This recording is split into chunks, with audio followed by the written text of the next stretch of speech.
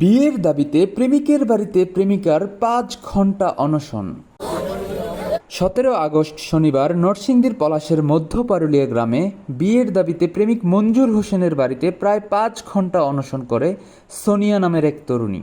অভিযুক্ত মঞ্জুর হোসেন পলাশের মধ্য পারুলিয়া গ্রামের আবুল হোসেনের ছেলে এবং ভুক্তভোগী নারী সোনিয়া আক্তার পলাশের নগর নরসিংহপুর গ্রামের জিয়াউদ্দিনের মেয়ে। গ্রামবাসীর তথ্যসূত্রে জানা যায় ৩ বছরের প্রেমের গভীর সম্পর্ক ছিল তাদের দুজনের।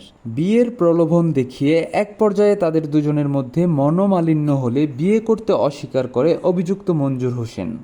২ ওয়ার্ডের মধ্যে একটা ছেলের সাথে আরেকটা মেয়ের সম্পর্ক হয়েছে। ওই মেয়েটা সম্পর্কের জেরে ওদের বাড়িতে চলে আসার পরে মোটামুটি ৫ ঘন্টা অনশন করার পরে এলাকার স্থানীয় মেম্বার থেকে এলাকার গণ্যমান্য ব্যক্তি এবং সকল লোক এখানে থেকে মেয়ের বাপের উদারতায় সে সবার সম্মুখে বলছে যে হ্যাঁ, মেয়ে আর ছেলে যখন সম্পর্ক করছে আমার ছেলেরে আমি শুক্রবারে এই ২০ জন লোক নিয়ে বিয়ে করে তারপরে বাড়িতে নিয়ে আসবো, এবং এই সিদ্ধান্তে এলাকার সমস্ত লোক সন্তুষ্ট চিত্তে মাইনে নিচ্ছে এই সিদ্ধান্ত। ৫ ঘণ্টা অনশনের পর ওই এলাকার জনপ্রতিনিধি ও গ্রামবাসী মিলে সালিশের মাধ্যমে সিদ্ধান্ত নেয় আগামী ২৩ আগস্ট রোজ শুক্রবার ছেলে ও মেয়ের বিবাহ সম্পূর্ণ হবে।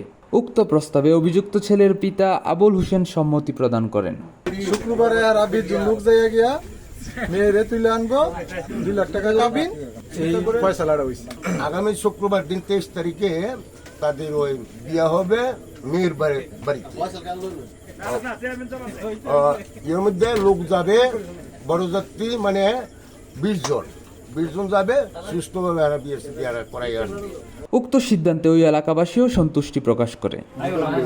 দীপ্ত দাস, নরসিংদী টিভি।